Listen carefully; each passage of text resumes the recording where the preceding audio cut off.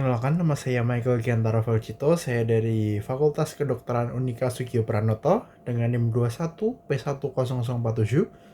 Di sini saya mengikuti perkuliahan religiusitas dengan Bapak Greg sebagai dosen saya, dan saya di sini mendapat tugas untuk membuat video reaction dari materi perkuliahan yang dilaksanakan pada hari ini yang bertemakan tentang agama dan kebahagiaan.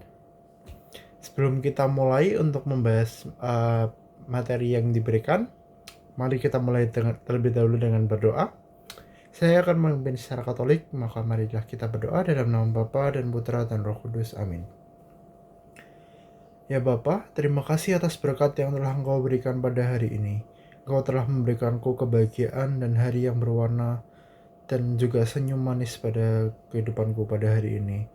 Kau memberikanku sahabat, teman yang selalu menemaniku dan memberikanku kebahagiaan. Berkatilah supaya mereka selalu berbahagia juga, dan berkatilah supaya dunia ini selalu berbahagia juga. Ya Bapa, aku mohon kepadamu, berikanlah kami kekuatan antara satu dengan yang lain untuk saling memberikan kebahagiaan, supaya di dunia ini tidak ada lagi yang namanya kesedihan, dan kesedihan dihapuskan dari dunia ini. Berkatilah kami semua, aku dan teman-temanku, dan juga dosen-dosen kami, supaya selalu berbahagia dalam mengerjakan kegiatan sehari-harinya dan selalu berbahagia untuk menghadap ke hadapan-Mu. Terima kasih ya Bapa, sekalian aku serahkan ke dalam tangan-Mu. Amin. Dalam nama Bapa dan Putra dan Roh Kudus. Amin. Baik, untuk materi perkuliahan pada hari ini itu materinya sungguh menarik, di mana materinya itu bertemakan adalah agama dan kebahagiaan. Di sini untuk materi perkuliahannya itu ada beberapa tugas, ada 2 tugas yang harus dilakukan, di mana saya harus meringkas gagasan penting yang ada dalam jurnal yang dijelaskan oleh Bapak Greg tadi, dan juga saya harus menambahkan kutipan kitab suci untuk memperkuat ringkasan tersebut. Sehingga tidak usah lama-lama, mari kita mulai saja terlebih dahulu. Di sini untuk materinya tadi adalah agama dan kebahagiaan. Di sini ada jurnal yang diberikan, dan dari jurnal itu kita bisa mengambil banyak hal di sini. Menurut saya materi yang ini itu juga menarik bagi saya sama dengan materi yang sebelumnya, di mana agama dan kebahagiaan ini sungguh membawa korelasi yang baik, di mana memiliki korelasi yang erat antara satu dengan yang lainnya. Dimana kita tahu juga faktor yang ada di dunia ini, misalnya ada kegiatan yang kita lakukan sehari-hari, kita melakukan kegiatan yang membuat kita lelah, melakukan kegiatan yang membuat kita emosi, capek, kemudian ya dan sebagainya lah, seperti itu. Maka kita tentunya kita akan lelah, dan kita akan kehilangan kebahagiaan kita ketika kita misalnya stres atau tertekan juga ya. Maka dari itu apakah kesehatan mental kita, kesehatan rohani kita itu baik-baik saja dari segala hal yang kita lakukan di dunia ini? Di sini agama dan kebahagiaan itu memiliki hubungan yang erat, dimana banyak masalah-masalah yang muncul yang bisa membuat manusia itu tidak bahagia. Ada beberapa faktor di sini. Ada faktor sosial ekonomi, dimana yang biasanya dianggap sebagai orang yang makin sejahtera itu makin bahagia, maksudnya semakin banyak uang semakin berbahagia orang itu. Tetapi juga ada juga faktor kultural budaya, dimana ada misalnya contohnya sebagai pemahaman kultur dari budaya pendidikan yang ada di Indonesia kita sekarang ini. Biasanya ada kultur dimana semakin tinggi pendidikan itu kita semakin akan mapan, yang kemudian akan bahagia juga, semakin sejahtera, yang mengakibatkan semakin bahagia. Atau bisa juga ada tuntutan budaya yang mengakibatkan kita itu tidak berbahagia, dimana kita biasanya ingin lepas dari kebudayaan, atau kita tidak mengikuti kebudayaan itu, kita tidak setuju, tetapi terkadang itu bisa membuat kita tidak berbahagia juga. Kemudian ada faktor lingkungan. Di sini faktor lingkungan juga bisa membuat kita tidak berbahagia, misalnya lingkungan kita yang ya yang kurang baik, misalnya di lingkungan orang-orang yang sering bertengkar, atau mungkin pada lingkungan yang kurang kondusif atau ada permasalahan di lingkungan tersebut. Kemudian ada faktor-faktor lain, misalnya ada faktor umur, gender, etnis, edukasi, kecantikan, beauty, atau bisa juga ketampanan jika termasuk. Kemudian agama di sini ada syaratnya untuk agama, di mana agama itu dijadikan sebagai kontrol diri. Jika agama itu dijadikan kontrol diri, itu bisa mengaruhi kebahagiaan, bisa menentukan kebahagiaan. Misalnya kontrol diri itu adalah puasa, meditasi, misalnya ada mati raga dan sebagainya. Kemudian untuk kenapa ada umur, gender, dan etnis? Misalnya umur biasanya dianggapkan sebagai orang yang semakin tua itu semakin wise, semakin bijaksana, semakin mapan lah ya, bisa semakin juga semakin mapan. Kemudian gender dikarenakan adanya hierarki gender. Biasanya kalau ada pada masa zaman dahulu di mana ada ketidaksetaraan gender, tapi walaupun sekarang juga masih ada hal-hal yang seperti itu yang mengakibatkan pada gender tertentu akan mengalami kebahagiaan atau tidak. Kemudian ada etnis, sama seperti gender mungkin ada diskriminasi juga terkadang, tapi hal ini harus kita minimalisasikan supaya tidak menimbulkan perpecahan ya di Indonesia ini. Kemudian edukasi, semakin tinggi edukasinya maka semakin tinggi juga pengetahuan dan kemapanan, sehingga mereka bisa semakin banyak uang yang didapatkan maka semakin berbahagia juga dalam kehidupannya. Kecantikan dan ketampanan, biasanya orang akan lebih menyukai orang yang cantik, tampan, lebih enak dipandang begitu ya, daripada orang yang ya mohon maaf misalnya tidak enak dipandang. Tapi ini juga merupakan salah satu faktor yang menentukan kebahagiaan. Kemudian ada beberapa penelitian yang dilakukan. Ini ada satu penelitian yang merupakan kontradiksi dari yang tadi. Religious people di Amerika itu less educated, makanya mereka memiliki pendapatan yang lebih sedikit. Karena less educated berarti kan mereka pekerjaannya lebih susah ya, misalnya tidak mendapatkan pekerjaan lebih susah, atau pekerjaan yang penghasilannya itu kecil. Nah di sini kenapa malah religious people di Amerika itu yang less educated, ini dari penelitian ya, kenapa religious people di Amerika less educated tapi mereka bisa berbahagia. Sini ada penelitian di Jerman, maaf sebelumnya. Jadi untuk religious people less educated berarti kan mereka bisa berbahagia. Jadi tidak kebahagiaan itu tidak hanya ditentukan saja oleh faktor uang misalnya. Kemudian ada sebuah penelitian di Jerman di mana bagaimana agama itu memengaruhi kebahagiaan seseorang. Pengaruh agama dan kebahagiaan itu ada penelitian di mana organisasi religius itu mempunyai cara untuk mensupport kebahagiaan anggotanya sendiri. Misalnya gereja, jemaat, contoh bakti sosial dari gereja, kemudian sedekah, kemudian kegiatan yang dilakukan oleh gereja, bisa juga konseling orang yang berkecukupan, juga diajarkan. Orang yang berkecukupan itu juga diajarkan oleh agama untuk saling berbagi, itu ada di ajaran agama itu. Hal ini yang menimbulkan itu terjadi peningkatan kebahagiaan pada orang-orang yang berreligiositas, yang memiliki agama, di mana mereka akan membentuk komunitas yang saling membantu, di mana diajarkan juga untuk saling membantu pada dirinya.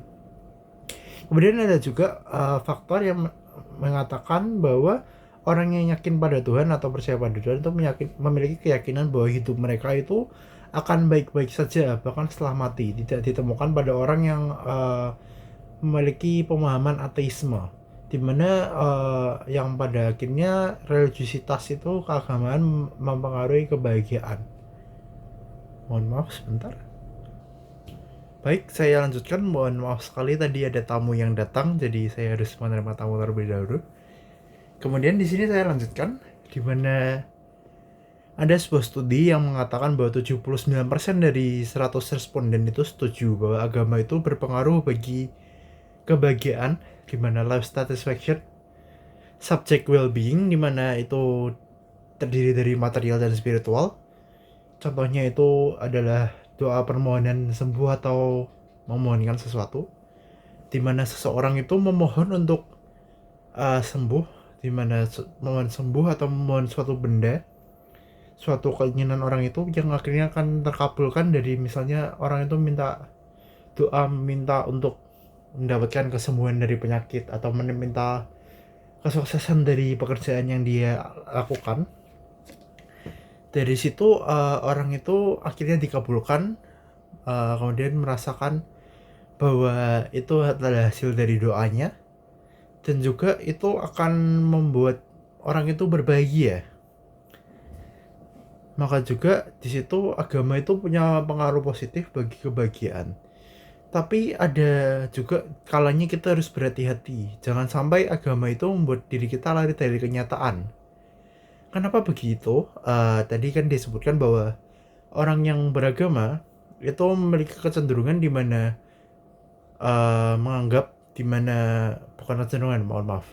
Orang yang beragama itu biasanya bisa menganggap di mana ketika mereka beragama mereka akan baik-baik saja, di mana ketika mereka melakukan sesuatu pasti akan baik-baik saja. Melakukan suatu hal, misalnya bekerja atau misalnya sakit, mereka kan baik-baik saja. Tetapi dan juga ketika mereka sudah mati, mereka pun akan baik-baik saja, terima di hadapan Allah, masuk ke dalam surga. Tetapi kita harus berhati-hati, jangan sampai kita hal ini membuat kita lari dari kenyataan. Misalnya kita ada banyak tugas yang harus kita lakukan, tapi jangan kita buat agama sebagai pelarian kita dari kenyataan, dimana kalau kita nggak mengerjakan tugas ya juga nggak apa-apa gitu. Jangan begitu. Atau misalnya kita lagi sakit kritis gitu kan, lagi sakit kritis, tapi misalnya ada orang tua kita yang sakit kritis atau ada saudara kita yang sakit kritis, ya kita jangan menganggap kalau ya dia mati ya sudah tidak apa-apa. Ya jangan seperti itu. Jangan sampai membuat agama itu membuat kita lari dari kenyataan, dimana kita harus tetap berusaha juga untuk menolong orang yang misalnya sakit kritis itu supaya bisa sembuh kembali, walaupun pada akhirnya misalnya kita tidak mampu menolongnya, tapi setidaknya kita memiliki usaha untuk menolongnya. Tapi walaupun yang akhirnya meninggal itu pun juga pilihannya di tangan Tuhan sendiri. Kemudian level kebahagiaan itu terkadang ditentukan dengan level konsumsi manusia. Tapi level konsumsi manusia ini dimaksudkan misalnya kebahagiaan dari material, ya, dimana seseorang yang mengkonsumsi itu akan merasa bahagia sudah mendapatkan hal yang mereka inginkan, menggunakan barang yang mereka inginkan. Tapi konsumsi ini, pemahaman ini tuh bisa mengakibatkan orang itu mengkonsumsi sesuatu secara berlebihan. Misalnya hal-hal yang tidak perlu, konsumerisme atau paham konsumerisme, di mana hal yang tidak perlu itu pun juga ikut dibeli, ikut dikonsumsi, walaupun tidak terlalu berguna, maksudnya tidak terlalu perlu juga.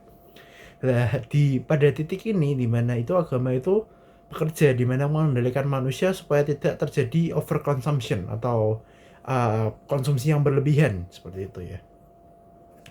Kemudian untuk kutipan kitab sucinya sendiri di sini, dalam agama Katolik kita itu senantiasa untuk diajarkan untuk berbahagia ya. Contohnya pada Mazmur 119 ayat 2, berbahagialah orang-orang yang memegang peringatan-peringatannya, yang mencari Dia dengan segenap hati. Dalam ayat ini dikatakan bahwa bahagia itu bisa didapatkan jika kita mencari Allah terlebih dahulu. Karena itu jika ingin mencari kebahagiaan yang sejati, maka carilah Allah terlebih dahulu. Lebih banyak dekatkan diri kepada Allah melalui cara berdoa yang benar dan ucapan syukur. Dimana di sini kita itu diharapkan untuk berbahagia ketika kita mencari Allah itu sendiri. Kemudian pada 1 Petrus bab 4 ayat 14, berbahagialah kamu jika kamu dinista karena nama Kristus, sebab roh kemuliaan yaitu roh Allah ada padamu. Di sini walaupun kita disiksa, kita mengalami penderitaan, penyiksaan, kita harus tetap berbahagia. Lihat di poin inilah di mana tadi disebutkan bahwa orang yang merasa orang yang beragama itu akan merasa hidupnya akan baik-baik saja. Di sini dimana orang itu diharapkan untuk walaupun ditindas tetaplah berbahagia karena roh Allah itu tetap ada pada diri kita. Kita selalu harus selalu berbahagia karena kebahagiaan itu bisa berarti berupa masalah yang kita hadapi. Maka sebaiknya kita patut merasa bahagia di tengah penderitaan kita karena itu artinya ada penyertaan Allah di dalam hidup kita. Tapi makanya dari hal ini kita harus juga berhati-hati juga, jangan sampai kebahagiaan itu jangan sampai agama itu membuat kita lari dari kenyataan. Jadi kita juga walaupun kita menderita kita harus tetap bahagia, tapi jangan sampai penderitaan itu kita biarkan saja. Jadi kita harus tetap berusaha untuk supaya tidak menderita seperti itu lagi. Misalnya penderitaan dalam misalnya jatuh dalam kemiskinan, jadi kita harus berusaha untuk bekerja mendapatkan uang agar kita bisa berkembang selalu, kemudian kita bisa sukses di masa depannya lagi. Next, kemudian ada pada Yohanes bab 20 ayat 29, ketika kata Yesus kepadanya, karena engkau telah melihat aku maka engkau percaya, berbahagialah mereka yang tidak melihat namun percaya. Di sini ditunjukkan kepada mereka yang memiliki iman yang besar, oleh karena itu tidak perlu bingung mencari bagaimana supaya bisa berbahagia. Milikilah iman saja, milikilah iman yang percaya, dan yakni akan keselamatan kerajaan Allah bagi kita melalui penyaliban Yesus. Iman yang percaya, maka kebahagiaan itu akan meliputi hidup kita. Jadi kita tidak perlu